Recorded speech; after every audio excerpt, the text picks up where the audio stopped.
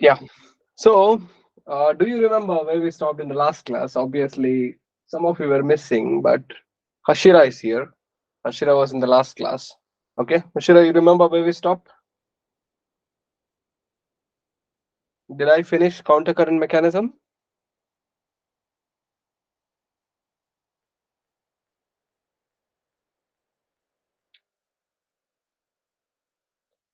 All right, it's gonna take some time to respond. Yes, perfect. See, the response comes. Anyways, so today's topic we have to start with micturition. Micturition is a kind of very important topic, students, right? Why it is a very important topic? For example, when we are sitting in a classroom, especially, is the worst thing that can happen. Or when you are going to examination and it's been like 15 minutes to in the examination hall, that is when the worst thing happens. Or if you're an athlete, okay, I've faced this problem several times in my life. The moment I sit in the track, you know what happens, right? Two things happen. One is my heart is pounding. It's obvious for anybody, a normal human being. It's very obvious. It happens. I don't know. For me, it happened. And the second thing is you get the feeling of micturition. What is micturition? Urge to urinate. Correct, right? So feel like peeing. So that is the biggest problem that we face, and it is also a solution, right? So it's the best feeling and the worst feeling at the same time. So why micturition? Why we should get micturated? So that's the question. So the feeling of micturition is very nice. Why? Because it is a neural impulse. Okay. So what happens? Like whenever our bladder keeps on getting filled up by the urine that is being produced by the kidney.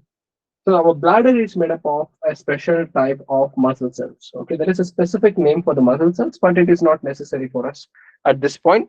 So what happens is, so these muscles are folded upon each other. Okay, like this, somewhat like wrinkled. So as the urine get uh, added into this bladder, the bladder muscles, especially the medial layer of the bladder muscles, start stretching. So this stretching, as it happens, we get to know that our bladder is getting full gradually, right? So in the initial phase, once you urinate and come back, you won't know up to how, I don't know, I can't tell specifically how long it will take for you to get the feeling that your bladder is full. Okay, that will be very ridiculous for me to tell that. But anyways, in the initial time you won't get to know, correct, right? Because your bladder is very well relaxed. That is why you won't know in the initial stages. But as your bladder keeps on filling up, what happens? Your bladder creates a signal. Okay, so this signal, see, the stretch receptors of the bladder, it starts and travels, okay, through a sensory neuron to your spinal cord or your central nervous system. So we know that it is central nervous system. Which part of the central nervous system? That is very important. So that is sacral. Okay, sacral means, you know what is sacral.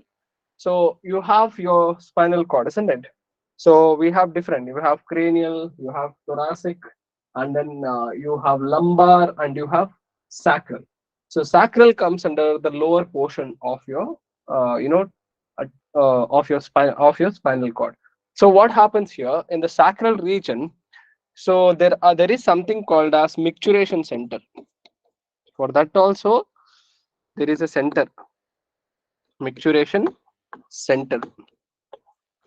So what happens with this micturition center? The micturition center has motor neurons, right? So there are two important neurons. One is sympathetic and parasympathetic ganglions or the neurons. So what happens? What is sympathetic and what is parasympathetic? So whenever it comes to sympathetic, it is exaggeration. Oh, no, you need to go now. You have to go directly. No, this is a time you need to urinate. Correct, right? So when the sympathetic signals, see what happened? The bladder stretched, and the stretching sent a signal through your, sensory neuron, and the sensory neuron took the signal all the way till your spinal cord, which is in the sacral region, which we call it as micturition center.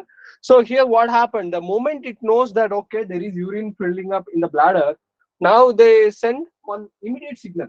Okay, that is called a sympathetic signal. Sympathetic signal may, it's all exaggeration, it's all like urgency. So once the sympathetic signals, they tell, oh, go, go, go, go, go right now. No, I can't go. This guy's just started his class and you're asking me to go for urination now. It's not possible, Baba. He's like, no, you have to go. So what is happening here?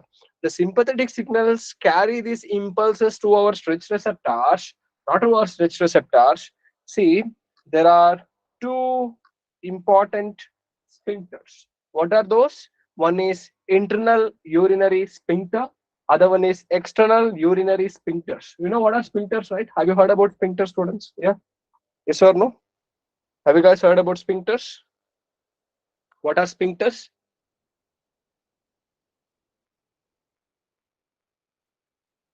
In your digestion and absorption, maybe I think, I don't know if it is taught for you people, but if you see in your digestion digestive system, right, in your digestion and absorption, you will come across this sphincter, correct, right?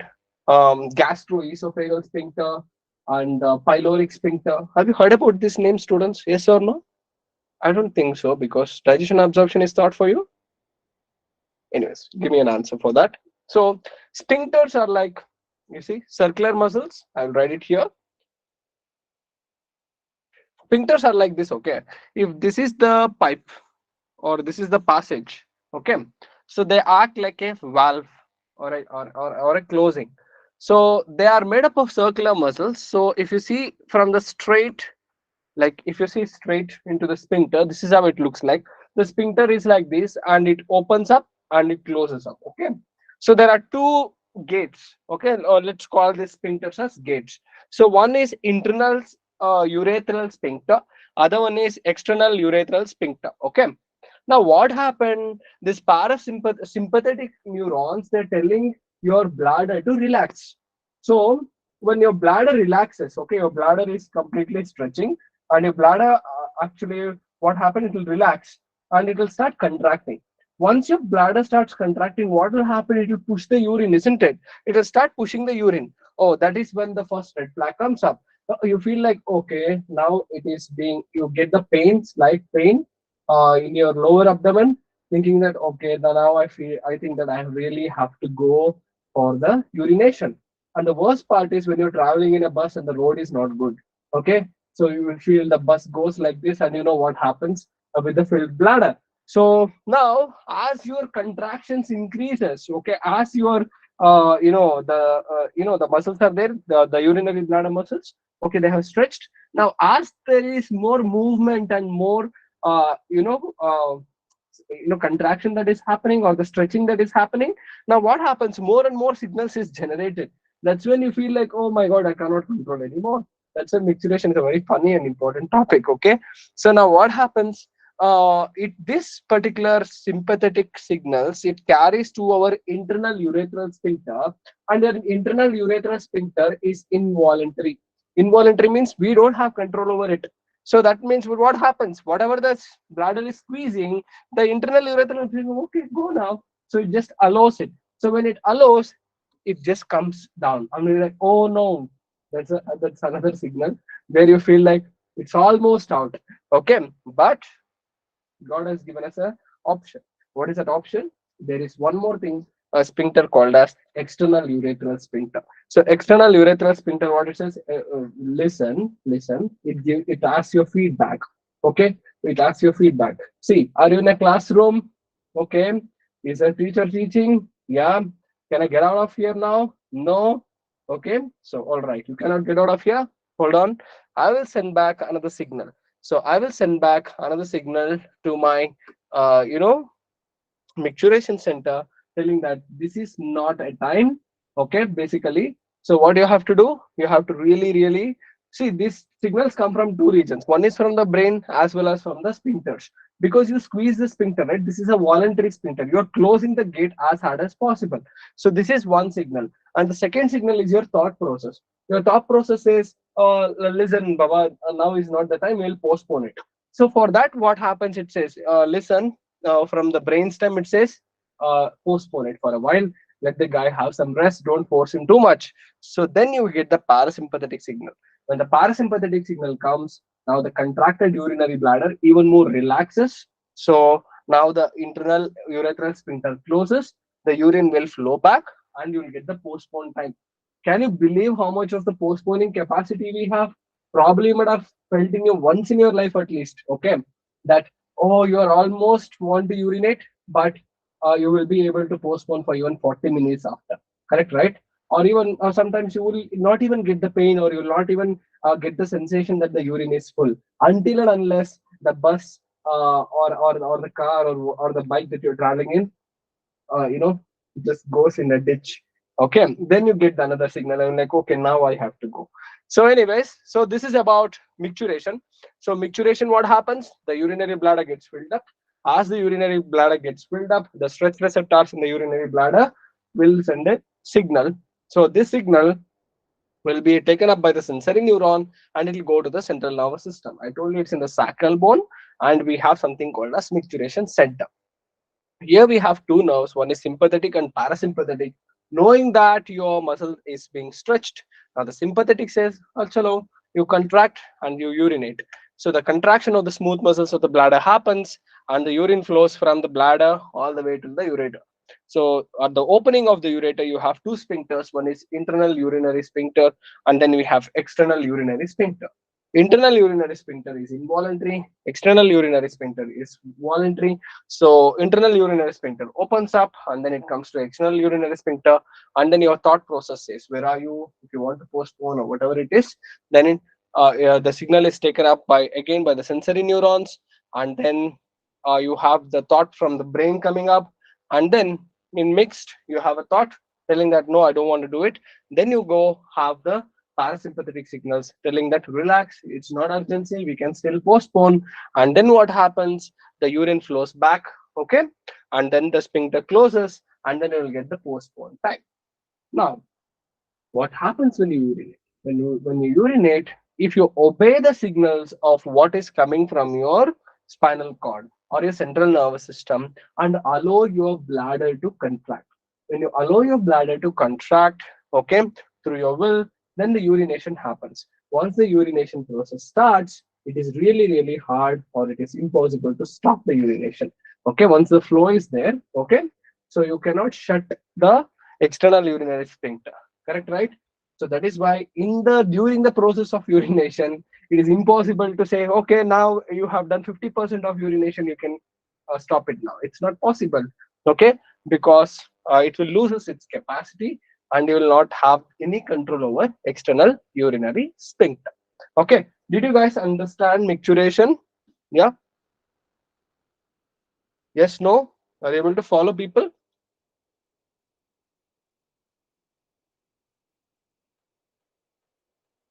Did you guys understand? Okay, yes. Can we go next? Okay, Ramnagar students are okay. Yeah, fine. So now our next topic is even more interesting. So when it comes to urine, so urine is very, very important. You have no idea how important is urine to our physiology, because many of the toxic waste gets removed because of urine, and urine analysis is one of the very important bioassays to understand the normal physiology of a human being.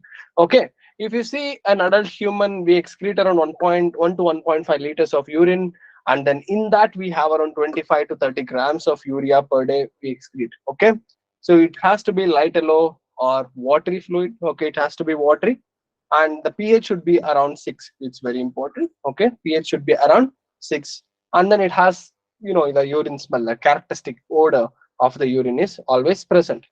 Now we have a lot of other ways in which we can understand the physiology. One of the thing is Benedict's test, where we check the amount of glucose that is present in our urine. You might have seen in the patients that are suffering from diabetes. So you can understand that okay, this patient is suffering from diabetes by doing a urine and a blood analysis. So in the urine, you will see that more than the natural amount, if more amount of glucose is lost in the urine, that means that this person is suffering from diabetes, right? So you might have seen from our relatives or our families or the known people who suffer from diabetes, and they go and understand that they are diabetic. Okay, so now, for example, they also help in disorder of the kidney, especially when it comes to chronic kidney disease. Okay, and the ketonuria formations in the body. Okay, and then glycosuria that is present on mostly in the diabetic people. Okay, so this is about urine analysis. Anyways, the urine assay and the bioassays you will learn very well when you come up to the medical level. So for us right now, it is lungs. So what do lungs do? Lungs remove carbon dioxide, correct, right? And also water. What about liver? Liver is called as a master gland. So it is a detox, major detox organ, and it is very, very important for removal of many of the toxic waste, such as even your red blood cells. For example, one best example I will give you. Um, you know that our fecal matter is brown in color. So why it is brown in color? It is because of the remnants of the red blood cells. That means what are the red blood cells we have? Okay, and then the pigmentation. Some of it is going for the recovery. That means it can be used for the construction of new red blood cells, and some of them will be converted to bilirubin and biliverdin, so which again has to be excreted. So from there it will be secreted into your small intestine, and then it gets mixed up with the rest of the components of the food, and that's how our fecal matter becomes brownish. Okay, now you can see that bile contains bilirubin and biliverdin. Okay, and it cholesterol, degraded steroid hormones, vitamins and drugs. Okay, so most of them are excreted through digestive waste. Liver is very, very, very important. Okay, now coming to skin, which has sweat glands as well as sebaceous glands. Okay, hold on. Sir, screen is not visible. Okay, it's not clear. Probably the slide problem, maybe. Let me check. Hmm, I think it is. Hold on. What about others? Others also have the same issue. Is the words not clear? Is the screen not clear for you people? Are you not able to see the screen? Others?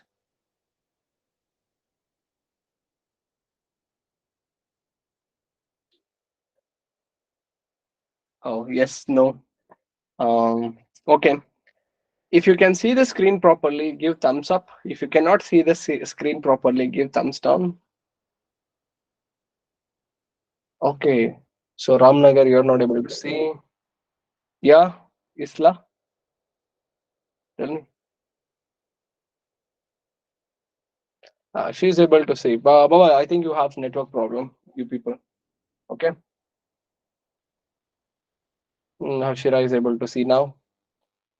Yeah, that's a problem. I think it's the download speed is there, no?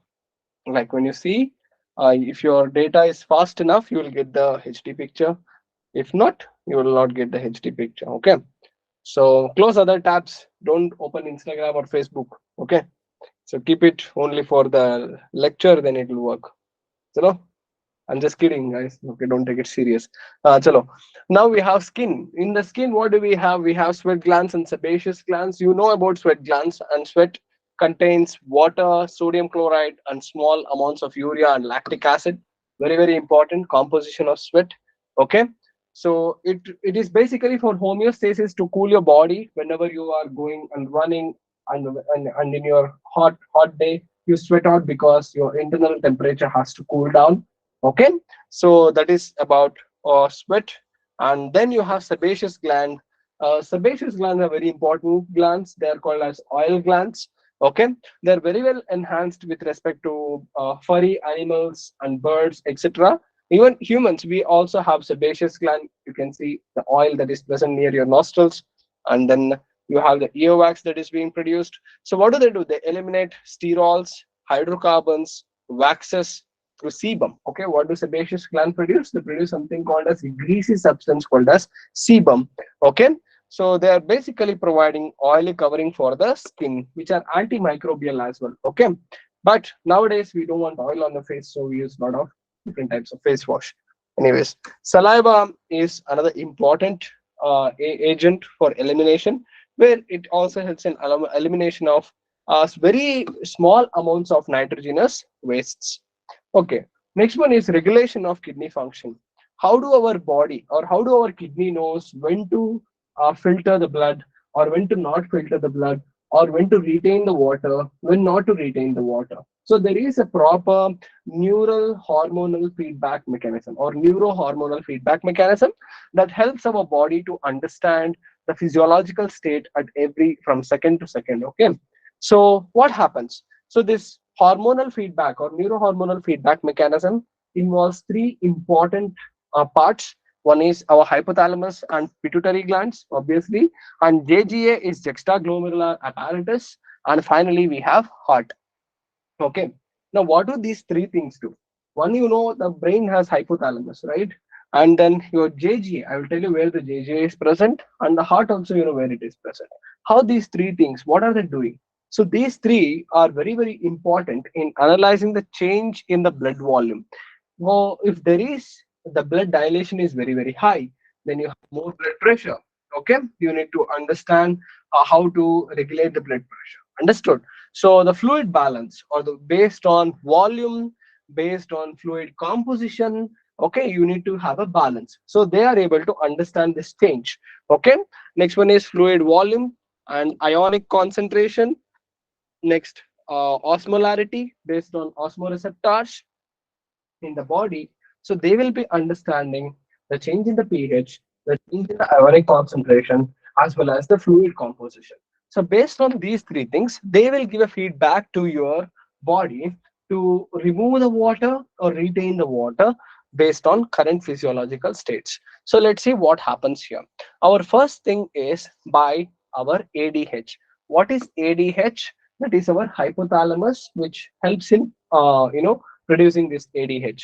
ADH stands for anti-diuretic hormone. Okay, ADH stands for what? It stands for anti-diuretic hormone. Here it is. Anti-diuretic hormone. Okay, it is also called as vasopressin. Remember this, people. Sometimes they'll ask about vasopressin. Sometimes they will give us ADH. Sometimes they will give it as anti-diuretic hormone. So whenever you come across the term called as ADH, so what do ADH do? Let's see. Now, whenever you're dehydrating, let's say that you did not drink water, or you're having some of the food like chapati, okay, or too much of fiber you're having in your food, okay, or let's say sometimes even like things like mango, okay, and some of the vegetables, basically high fiber containing food. When you have it, now your body absorbs a lot of amount of water. Okay, that is first case. Second case is when you're naturally dehydrating because of sports, because of activities, or you didn't drink water because you got lost in the forest or in the desert, or you are swimming too much in the sea, not in the river but in the sea, because it's salt water, right? So your body loses tremendous amount of water in the tissues. So whenever you're going and you're losing a lot of water, now what happens? The fluid level, body fluid level decreases. Correct, right?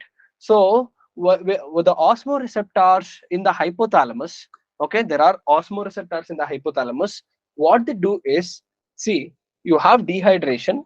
Once you have dehydration, okay, and then you have your osmoreceptors in the hypothalamus. So the osmoreceptors in the hypothalamus, they send a signal to your posterior pituitary. Okay, pituitary glands are master glands, right? So we have two types of pituitary. One is anterior pituitary. Next one is posterior pituitary. So they send a signal to your posterior pituitary. Our posterior pituitary, what it will do? It will secrete ADH or anti-diuretic hormone. So what do anti-diuretic hormone do? It prevents diuresis. What is diuresis? Diuresis is loss of water through urination. What is diuresis? Diuresis means loss of water through urination. So once this ADH is released, so it goes and act on the distal convoluted tubules and the collecting ducts, okay, for the excessive reabsorption of water.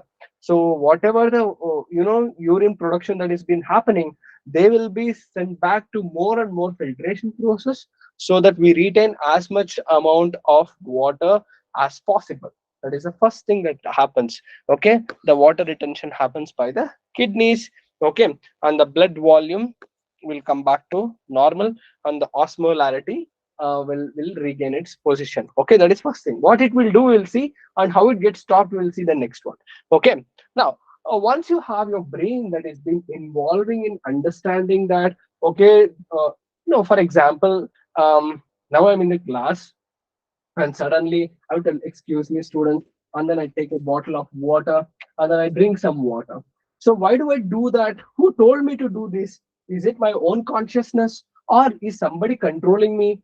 Definitely, it's a control of our neural system, isn't it? So the ADH not only tells our kidney to retain water, especially in the later parts of your nephrons, like the distal convoluted tubules or collecting ducts. Okay, apart from that, what it will do is it will also give you a thought process, the thought process of feeling of thirst. Okay, your lips will dry up. Okay, you feel like water is so required for you. Okay, so the feeling of thirst is also coming because of the hypothalamus signals. Okay, so you get the thirst, then you drink water, and your blood fluid volume returns to normal. So, what type of feedback mechanism it is? It is called as a negative feedback response or a negative feedback mechanism.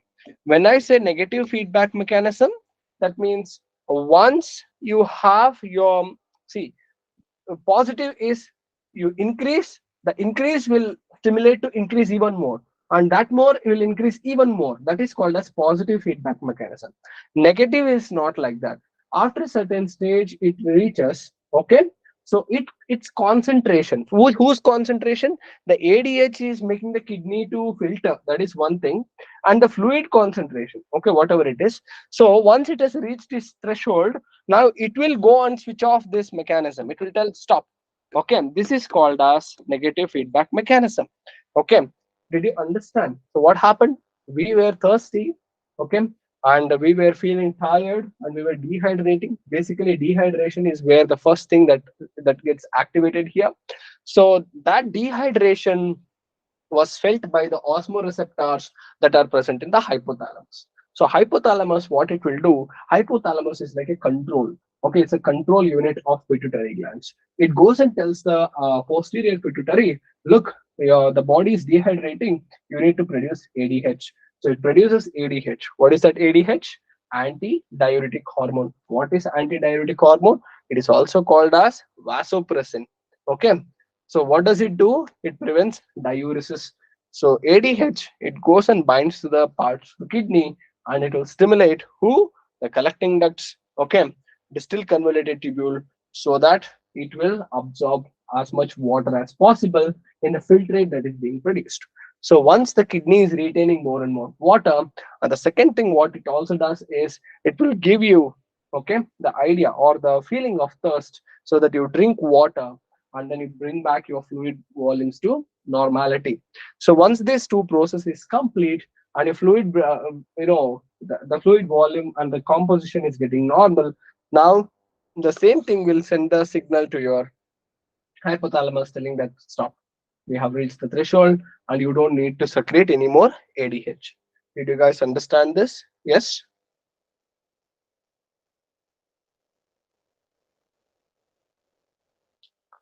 Yeah, antidiuretic hormone is secreted from the hypothalamus, and it is released from the posterior pituitary actually stores it, and then it is released by the hypothalamus. That is absolutely right. Okay, what you're telling is absolutely right. That we will learn about how the secretion happens and who stores it. It will be learning in hormone control and coordination. Okay, chemical control and coordination. But for our understanding, what see, even though hypothalamus releases it, produces it, it gets stored in the pituitary, posterior pituitary. In posterior pituitary, it undergoes modifications, and then the posterior pituitary has to be stimulated by the hypothalamus so that it gets released. Okay, and whatever you have mentioned here is absolutely right, Hashira. Okay, that is the ADH is secreted by the hypothalamus, and it is stored and released by the posterior pituitary gland. Okay, clear?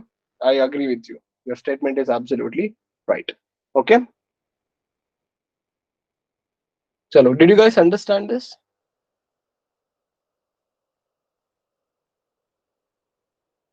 Yes, no? Yeah. Chalo. Thank you. So let's go for the next one. Okay. So, yeah. So this is done. And then next, yeah, what do ADH do? One of the important statements. We understood the mechanism.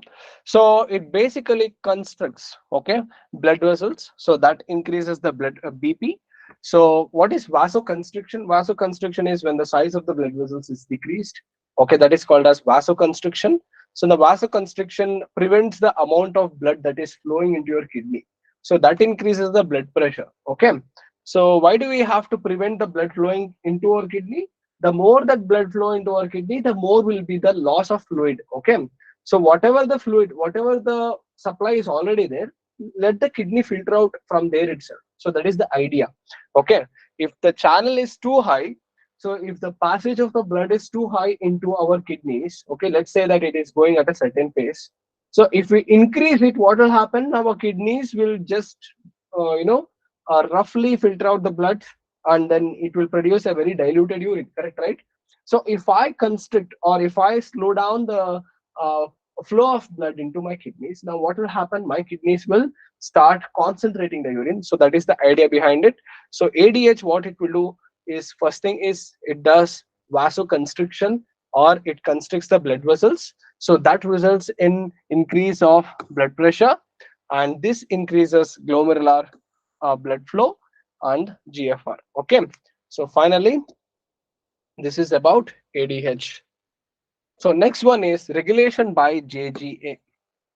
Now JGA is a very specialized unit, let's say. Okay. Now what is JGA? JGA is called as juxtaglomerular apparatus. So this juxtaglomerular apparatus, see, you have two arteries. One is efferent arteriole, other one is afferent arteriole. Okay. So here there is one arteriole, this is another arteriole. So this I will label it as afferent. Okay. Afferent artery. Okay. So this is efferent. Okay. Hold on. Is there a doubt? Let's check it. Juxtaglomerular. Yeah, that is called as juxtaglomerular apparatus. Okay. Chalo.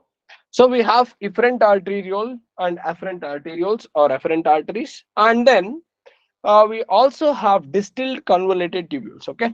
So in nephron, we know that this was, I will write it. Oh, okay. This is the glomerulus. All right. So this is the glomerulus. Okay. And this is the PCT. And then we had the, sorry, can I write it a little more smaller? Yeah. This is the renal corpuscle, correct, to be precise. And this is our proximal convoluted tubule. This is our loop of Henle. And then we have ascending limb, and then we have our distal convoluted tubule. Okay, to your understanding, what I'm trying to say is, this distal convoluted tubule is very close to our afferent arteriole. Okay, so this distal convoluted tubule comes here, somewhere here.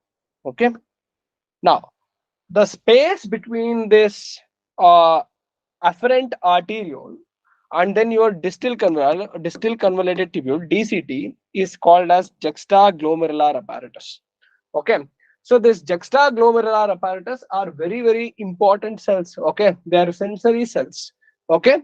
So now you can see that they are cellular modifications of DCT. The cells of DCT are very highly modified as sensory cells. So there is a very specific cytology to understand how these actually which one, juxtaglomerular cells function.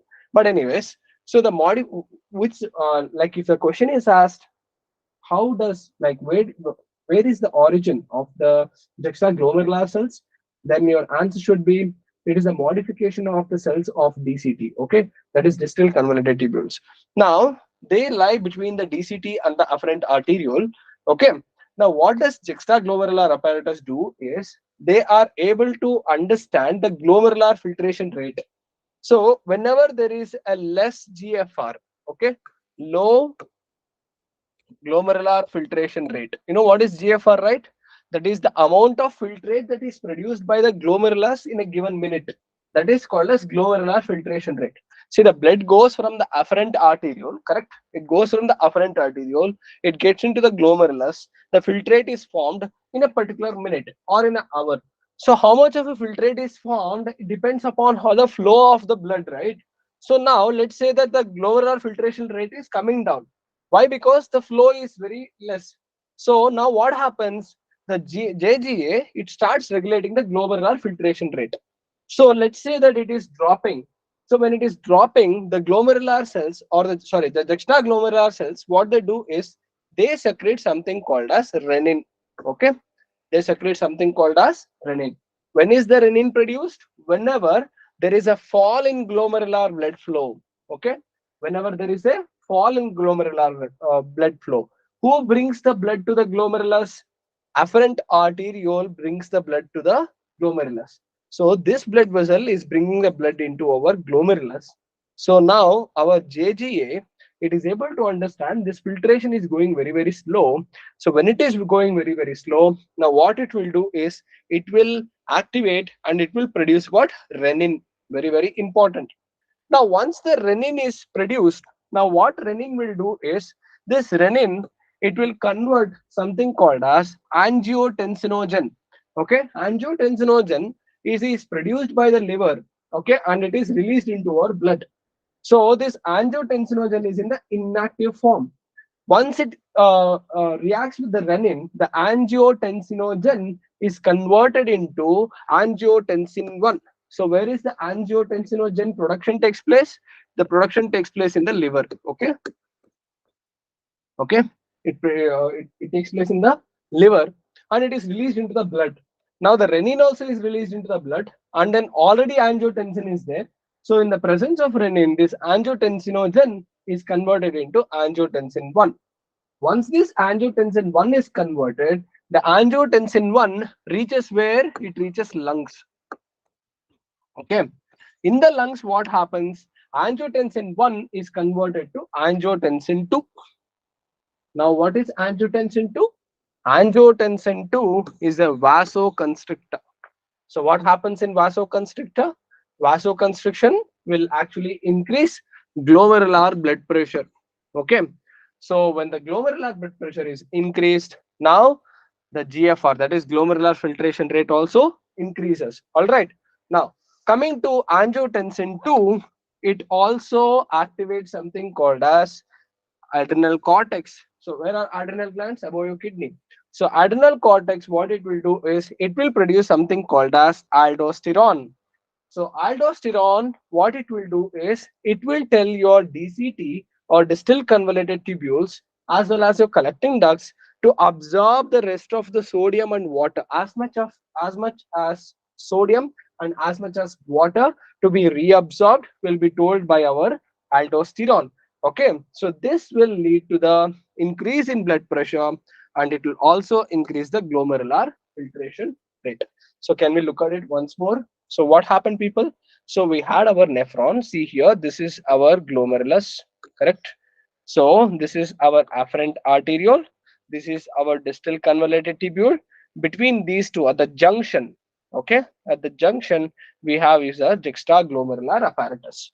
Now this juxtaglomerular apparatus understood that there is no pressure, okay, and the glomerular filtration rate is dropping.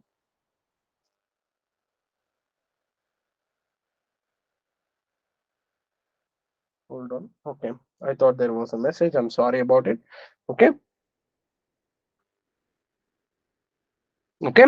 Now what happened? There is no filtration. The glomerular blood flow is very, very less, so that the filtration is also very, very less. So the glomerular filtration is dropping, and that is recognized by your juxtaglomerular apparatus.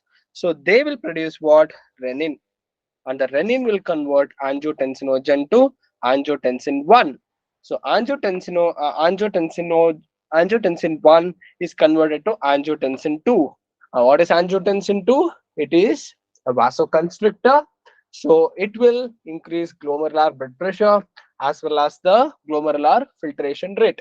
So the release of angiotensin 2 also activates adrenal cortex to produce aldosterone. Aldosterone it will increase the reabsorption. Very important, people. Okay, what is the role of aldosterone? It will increase the reabsorption of sodium and water at the distal parts of the tubules, especially distal convoluted tubules and collecting ducts. So that will lead to increase in blood pressure and glomerular filtration rate. Now, you know what? Mm, it is also called as RAS pathway.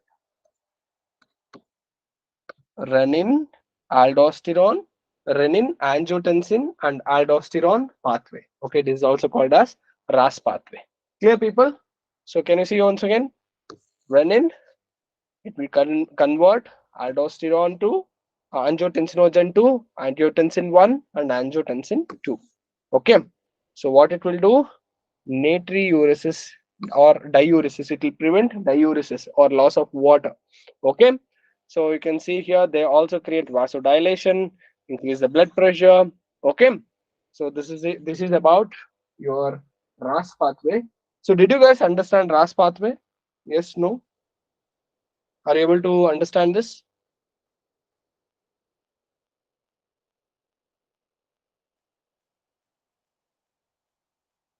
Yes, good. Thank you.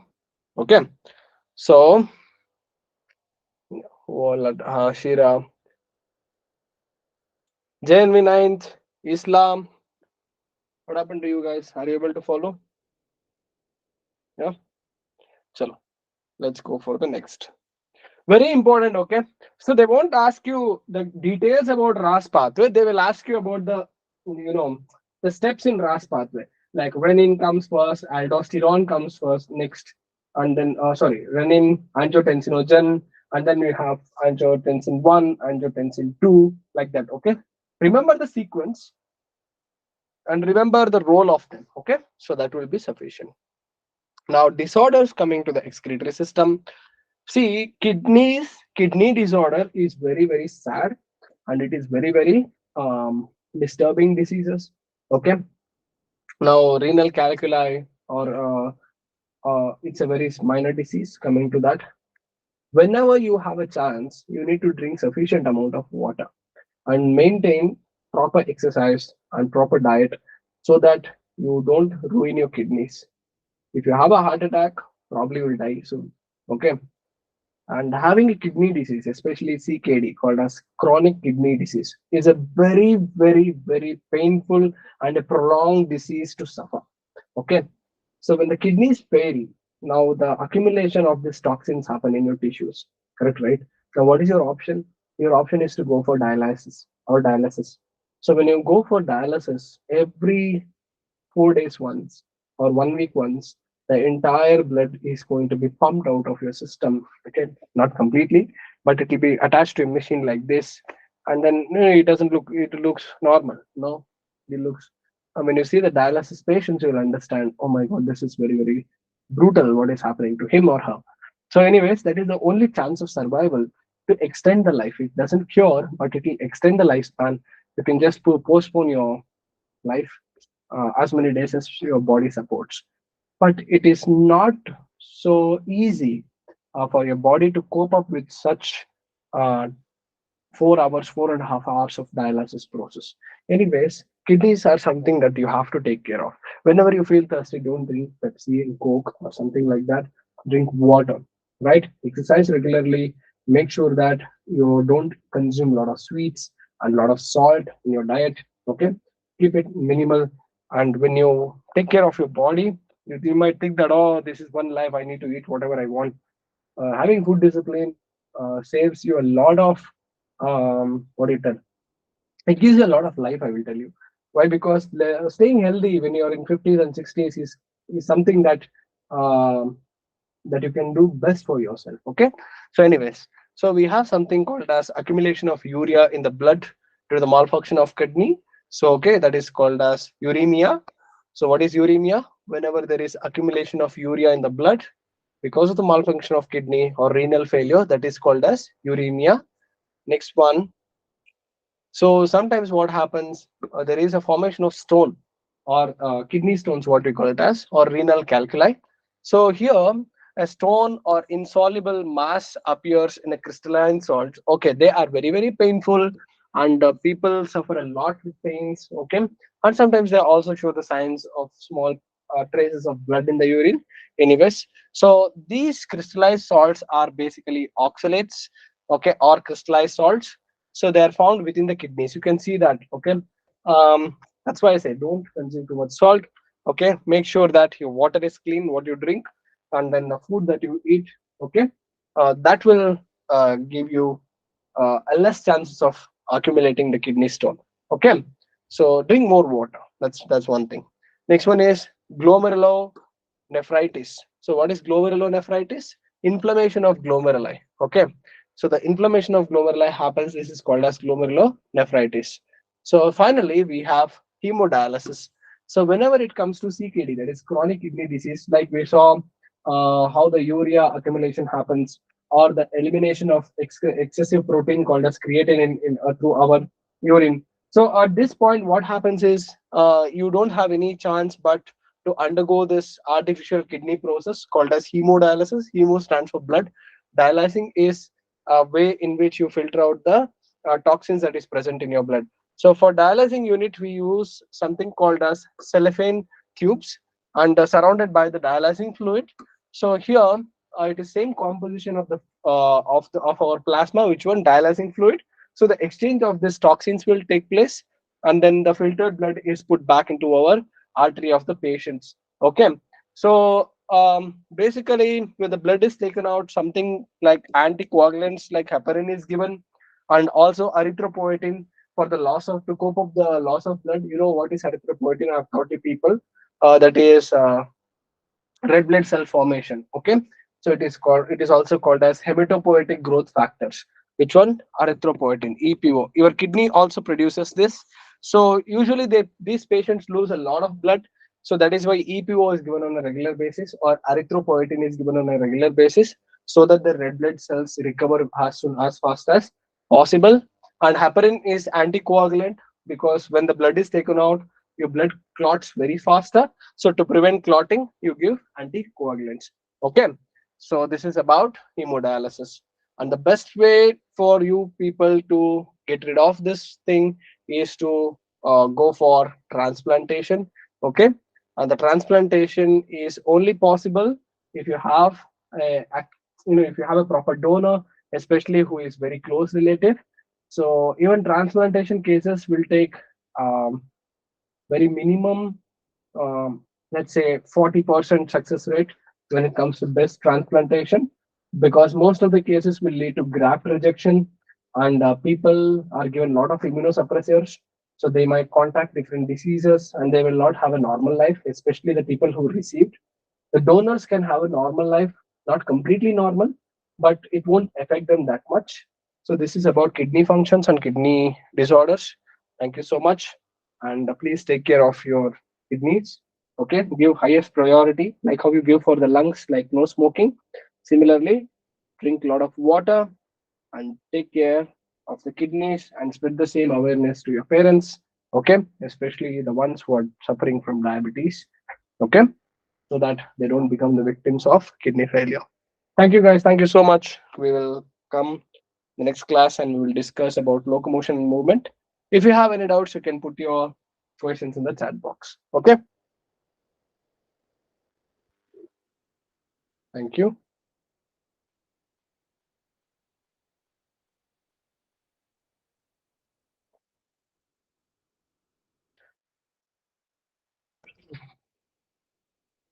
If you have any doubts, students, you can just put it here.